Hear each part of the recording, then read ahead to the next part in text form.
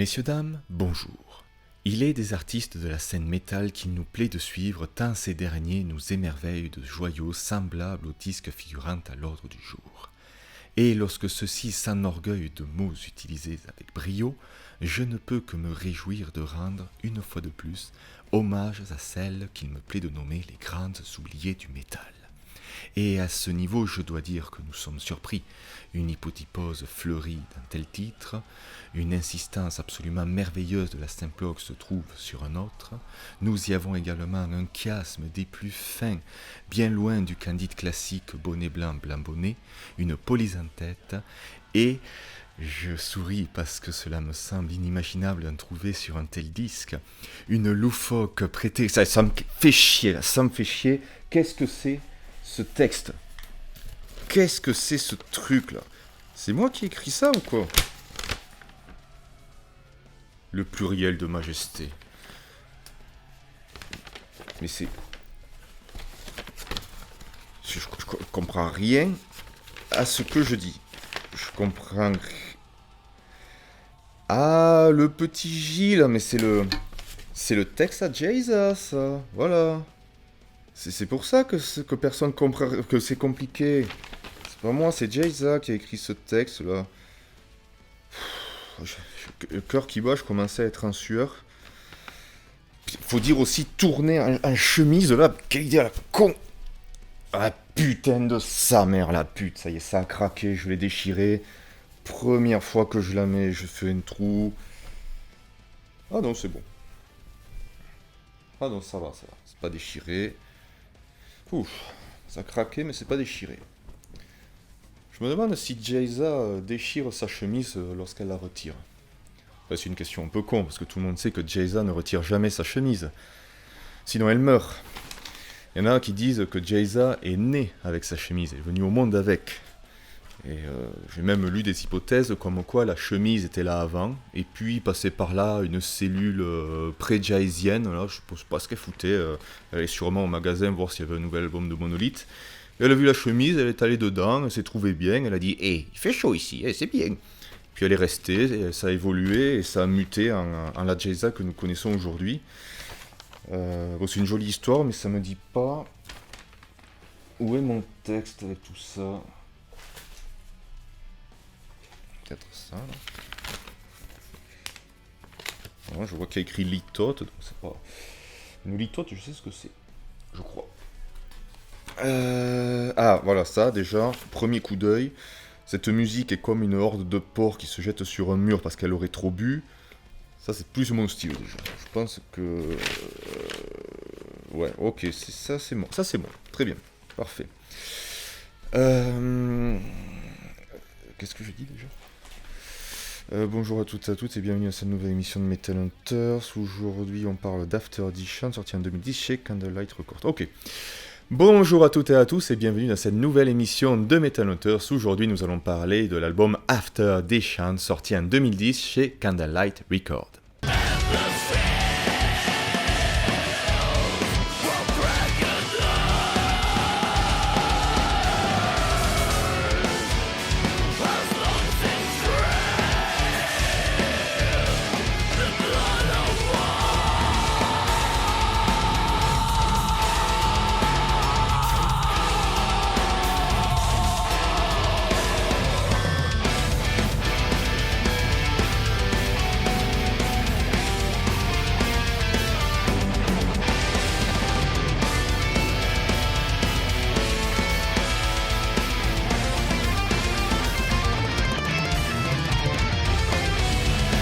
Ishan, un nom que nombreux d'entre nous connaissent pour avoir fait partie d'Emperor, et depuis le split de ce dernier, ce musicien se plaît à cavaler seul avec son album solo, même si parfois eh bien, sa carrière est parsemée de petits concerts avec son ancien groupe, la passion, mais aussi l'argent. Le prix de l'essence a beaucoup augmenté. Dès le premier album d'Ishan, The Adversary, les critiques furent très bonnes, pour ne pas dire élogieuses. Même histoire pour le second album Angel, mais c'est vraiment avec ce troisième opus, After, qu'Ishan atteindra le pinacle de la haute qualité, mettant ainsi un terme à ce triptyque. Triptyque, ok, je veux bien, mais personnellement je ne vois pas de lien entre les 3 albums, et je me demande même si à l'époque ce terme n'a pas été apposé, histoire de donner encore plus de cachet aux albums d'Ishan, comme s'ils avaient besoin de ça. After est à mon sens bien différent des 2 autres opus. La production est beaucoup plus froide et le son des guitares n'a absolument rien à voir avec les 2 autres albums, et pour cause, Ishan a longuement insisté en interview là-dessus, le musicien avait un nouveau jouet, une Ibanez à 8 cordes, avec laquelle il pouvait avoir un tout nouveau panel sonore. Le style, un black metal progressif dont la rythmique, parfait mix entre le black metal et le prog moderne, est une fois de plus imparable. Les titres vont éclore, évoluer de façon plus ou moins éclatante, tout en technique, mais non pas une technique réfléchie et planifiée. Le but d'Ishan n'est pas de sonner technique, il a une façon de composer assez naturelle, limite instinctive, tout dépend de son humeur et de ce qu'il a écouté la veille, et cela se ressent assez bien, je trouve. Comme souvent, si vous voulez un bel exemple de ce que vous allez avoir avec After, je vous conseille le premier titre, The Barren Land.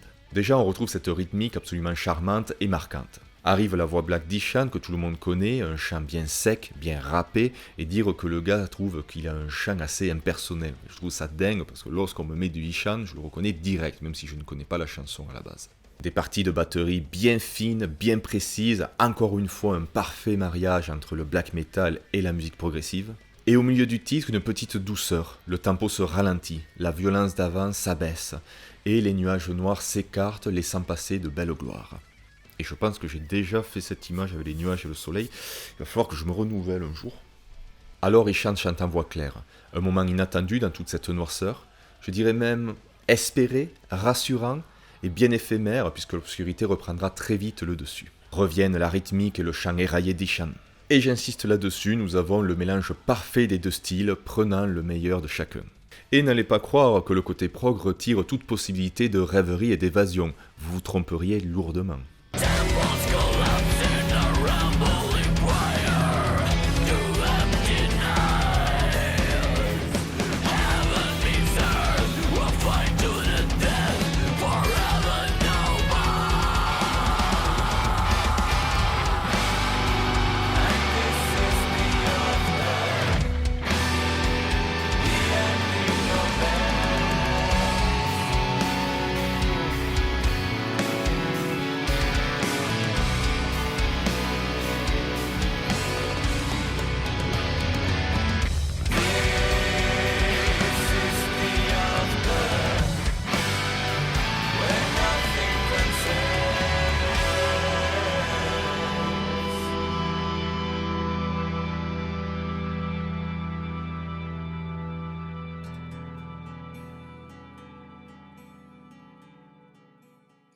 Je peux dire que nous avons ici l'Opeth du black metal.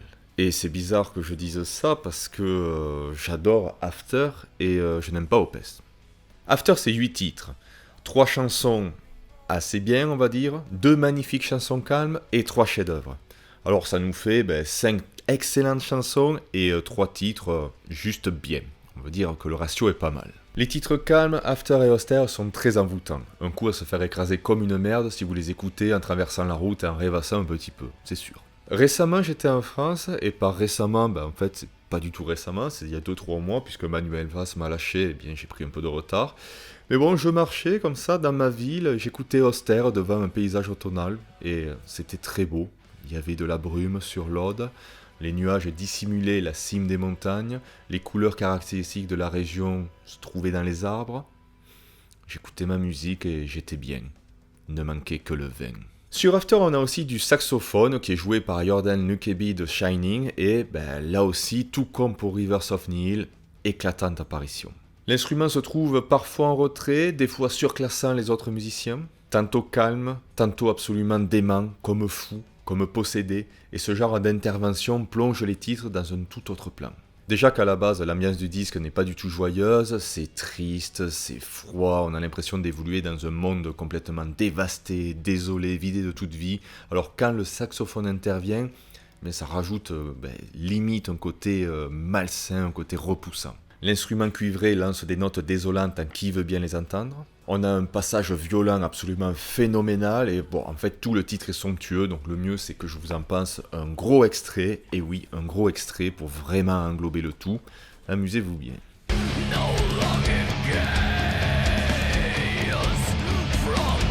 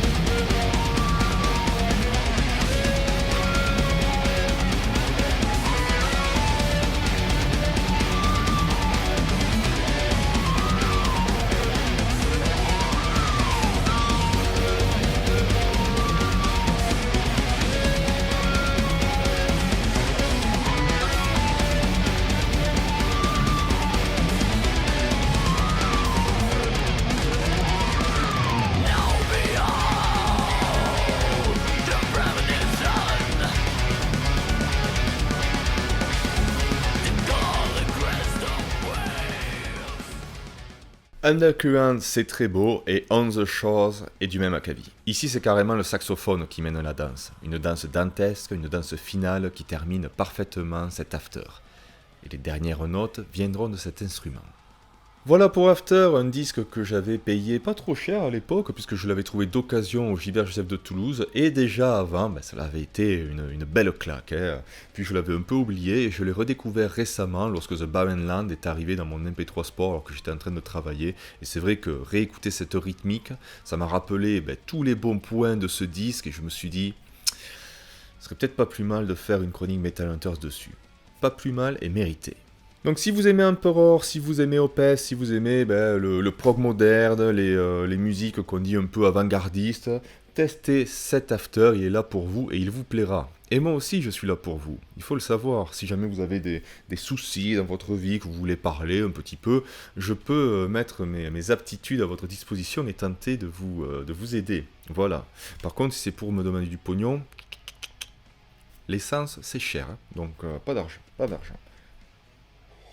Et je vois que c'est fini, je vois que la chronique est finie, donc écoutez, on se retrouve pour une nouvelle vidéo, et d'ici là, bien sûr, vous le savez bien, stay metal!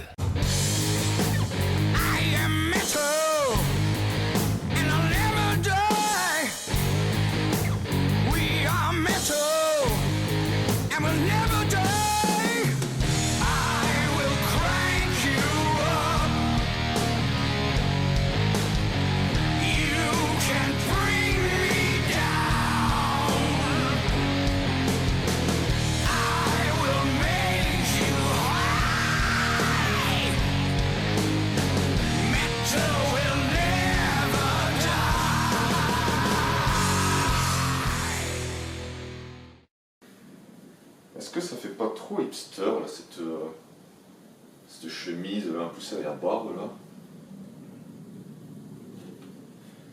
Faire comme si c'était une cigarette électronique.